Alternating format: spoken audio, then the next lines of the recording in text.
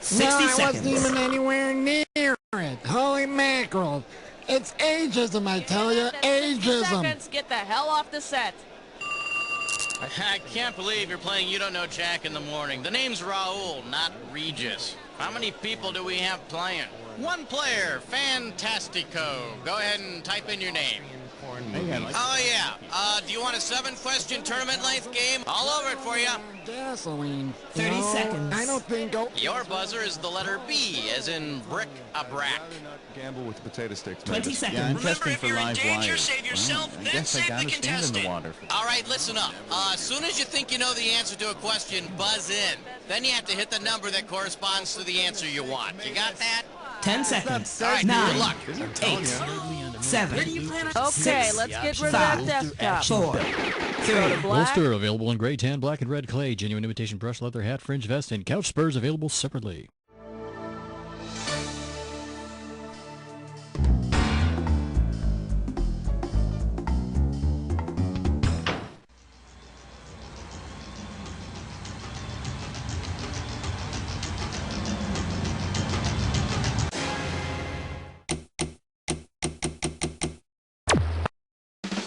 It's time for the show where high culture and pop culture collide.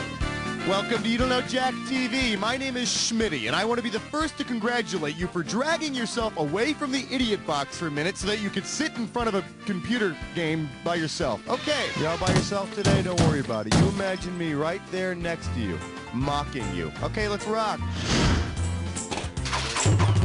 Time to pick a category. Question 1 is taped before a live studio audience. Open wide and get ready for What Would We Do, Baby, without guest stars. $2,000 for a correct answer. Uh-oh, that ne'er-do-well alcoholic Uncle Ned from Family Ties has gotten into the vanilla extract again. Considering the actor who portrayed Uncle Ned on Family Ties, what might he say when Alex finds him in the pantry? I like my vanilla shaken. Tom Hanks, a.k.a. Forrest Gump, riveted audiences as the alcoholic Uncle Ned on Family Ties. An earlier version of the script has Alex finding out that Uncle Ned is a cross-dresser living in a hotel for women.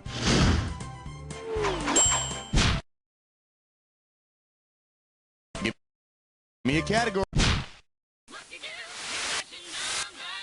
I believe this one is called Stop Your Damn Whistling. You get this one, you pocket $2,000. Hey, you know that song that goes, I wish I was in Dixie, blah, blah, blah? If the song Dixie actually referred to Dixie from the Dukes of Hazzard, what line would you most likely hear? I would hazard to say that you guessed wrong. Why didn't you pick this one? The name of Daisy Duke's Jeep is Dixie, and if I were in her Jeep, we could drive to Lover's Lane and she could show me her land of cotton. Yeah, I'm a back-to-nature kind of guy. Category, please. This is question 3. For your enjoyment, lines down the center of the room. $3,000 for this one. Okay, let's say you've just gotten back from traveling in an alternate universe. Stick with me. You arrive home and you turn on the TV. You think you're watching The Odd Couple, but you've unknowingly turned... The new Odd Couple starred Ron Glass and Demond Wilson. It even used a few original Odd Couple scripts, so I could see how you might get confused.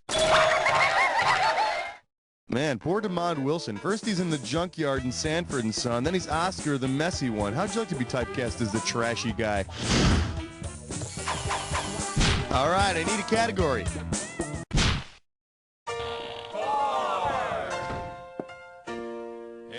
Today's specialties include sharing the laughter and love with damn near anyone. How does $2,000 sound? Forward march. Suppose Maggie on Growing Pains divorced Jason, married the fall guy, then left him and married Ward on Leave It to Beaver. If she kept the surnames in order, who would she be? Maggie Seaver, Seaver, Clavin, Maggie Seaver, Beaver, Cleaver, Maggie Seaver, Cleaver, Seavers, or Maggie Seaver, Seavers, Cleaver?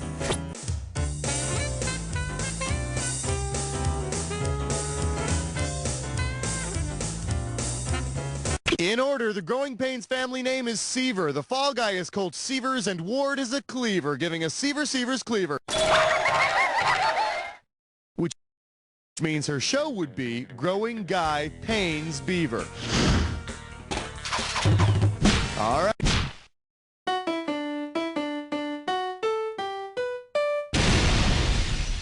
The category is, whoa, what happened? I'm gonna make this one $1,000. All right, listen up. You remember that made-for-TV movie The Day After? Well, what happened on the day before? An alien invasion? The Day After was a made-for-TV movie about life after a nuclear holocaust. Hopefully, we won't have to worry about that sort of thing anymore. I hear the French are developing some sort of day-after pill. Throw me a category.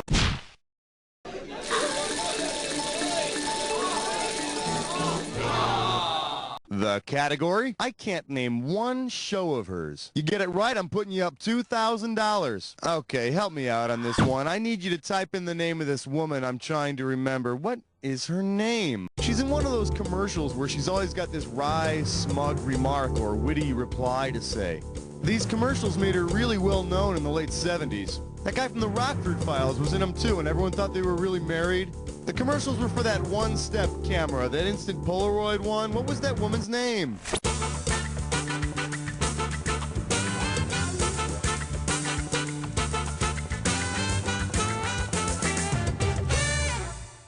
All you had to do was type this.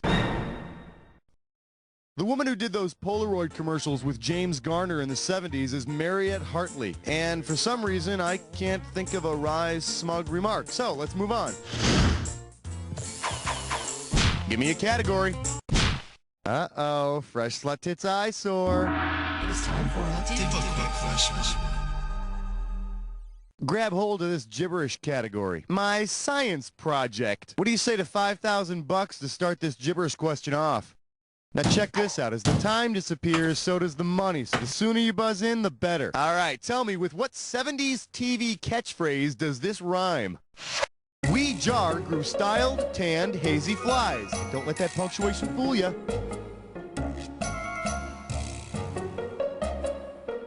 First clue, it's from a comedy sketch. All right, type the answer here.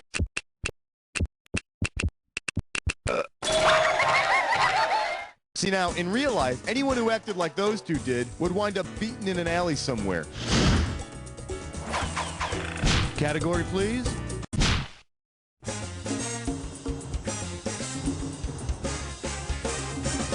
Let's see what we got going. The news, boss. The news. You get it right, you get $2K. Okay, picture this. On a heartwarming episode of Fantasy Island, Tattoo gets to live out his own fantasy. If Tattoo's wish were to be the anchorman of a real news show, which of these pint-sized spin-offs could Tattoo anchor? The McNeil-Lehrer News half hour, 24 hours, 30 minutes, or 10-10?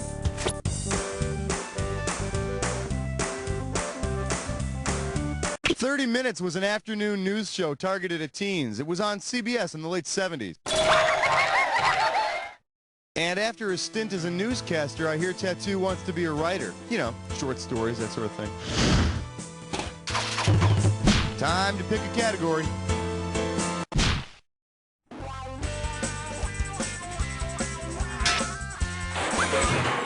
This category is known as, I myself prefer the bounce of a washing machine. We're playing for $3,000 this time. Okay, free your mind. If an Alien Nation newcomer arrives at home to find his naked wife sitting atop the TV set fondling the controls, what is most likely on TV? Someone singing the Star-Spangled Banner, the EBS test signal, a car? On Alien Nation, a newcomer woman gets aroused when she first hears the emergency broadcast system test. Hey, some people turn on the TV, others get turned on by the TV. Throw me a category.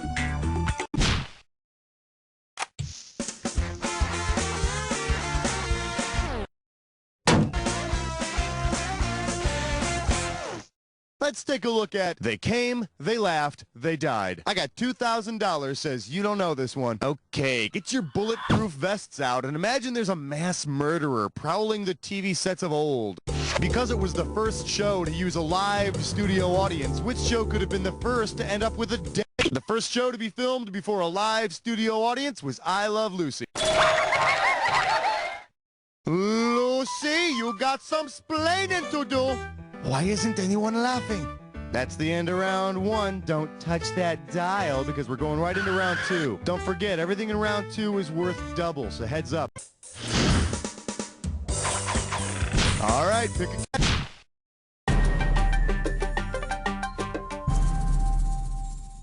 Well, what do we have here? Bart, 100 times Bart. One right answer and you got $6,000 coming at you. Put it in gear, because here we go. Which of these phrases has Bart Simpson not been forced to write on the chalkboard at school? I will not do that thing with my tongue. I did not bury Jimmy Hoffa. I will not yell, she's dead. Bart's had to write a lot of things on that chalkboard, but he never claimed to have buried Jimmy Hoffa. Of course, Bart didn't bury Jimmy Hoffa. Danny DeVito did. In that movie he made. Nobody saw that? All right, I need a category.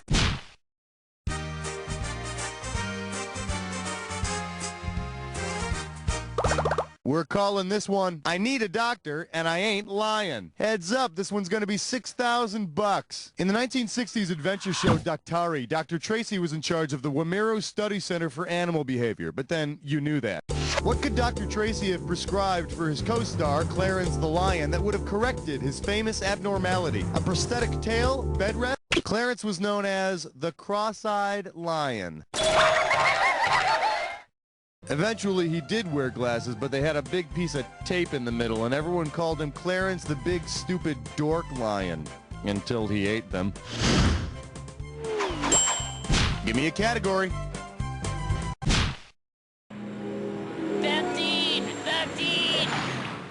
Let's have a big warm welcome for Where Can I Find a Doctor Like That? You get a right answer, you're walking away with $4 grand. Okay, according to his big hit song, Rick Springfield wants Jesse's girl. You see, Jesse's got himself a girl and Rick wants to make her his, okay? All right.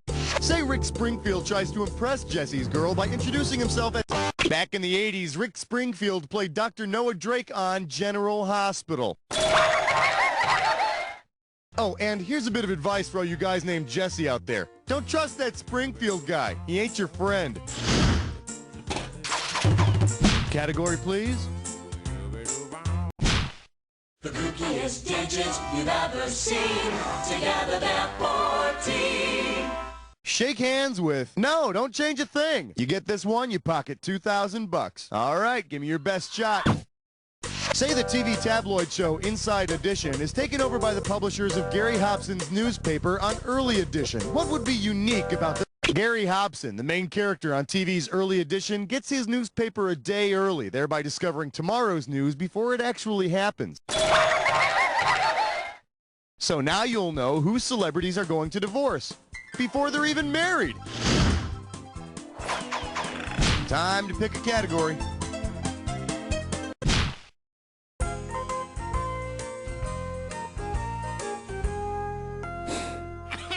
All right, give it up for keeping it in the family. I'll give you 4,000 clams for this bad boy. See if you can wrap your skull around this. If the title character's business on My Sister Sam were taken over by... Sam runs a photography studio out of her apartment. Of course, Uncle Sam probably already has pictures of you. In fact, your government may be taking photographs of you right now. All right, pick a category. All right, don't freak out at me or nothing, but you're about to jump headfirst into a dis or dat. This dis or dat's category name is I Hate You. Now come to bed. Okay, I'm gonna read off 7. Well, someone's done this before. Here's your 30 seconds. Let the games begin. Blake, Dallas or Dynasty? JR, Alexis, Miss Ellie, Crystal, Digger, last one, bounce. That'll do it. Perfect. And with time to spare, no less. Here you go. There you go. You put that under your mattress or something, okay? Throw me a category.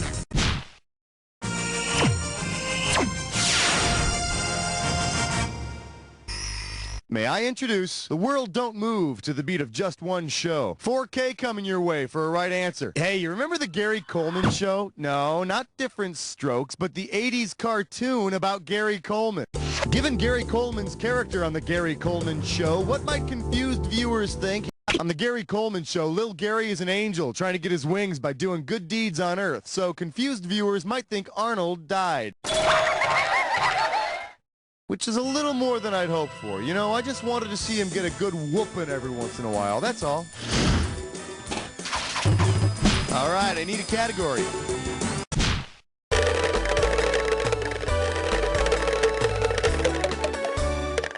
Here we have, I guess you don't know the way to San Jose. Sit up straight, this one's gonna be worth $6,000. Flex those fingers, here it comes. Which of these places with the arrows on the famous signpost from MASH not help you find? The lights are on, but nobody's home. The correct answer is... that MASH signpost does not have an arrow pointing to Bangkok. But listen, if you go down the road, take a left, go straight for 2 miles, there's a Korean gas station attendant who can get you some great takeout from Peking. You just tell him Schmitty sent you. Time to pick a category.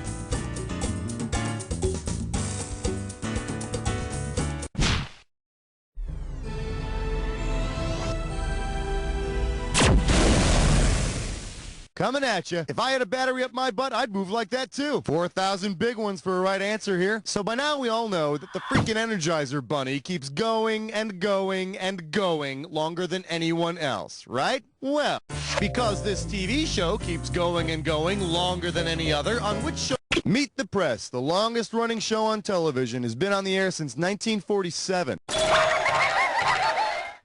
Yes, Mr. Bunny, how do you respond to charges that since the 1980s you have annoyed the hell out of everyone in the universe? Category, please.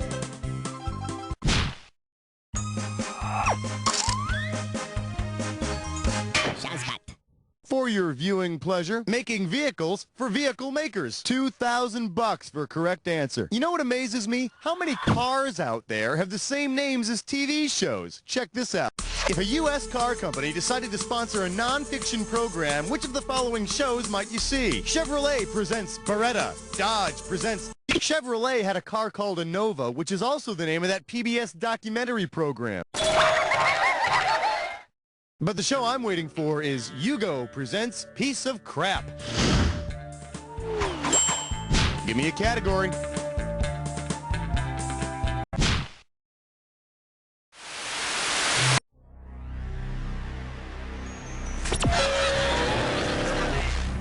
Always in a hurry. I bet you're a joy to hang out with. Here's your clue. People you love to hate. Try not to take it personally. See ya!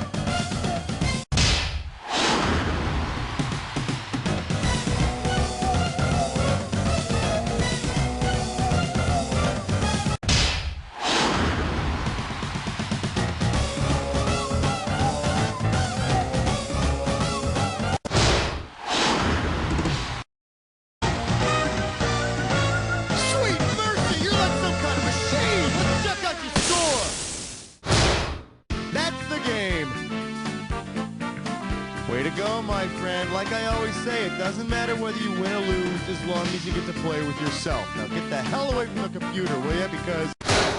you don't know Jack! All right, that's one more in the can, folks. Hey, Raul, what's happening? You're number one.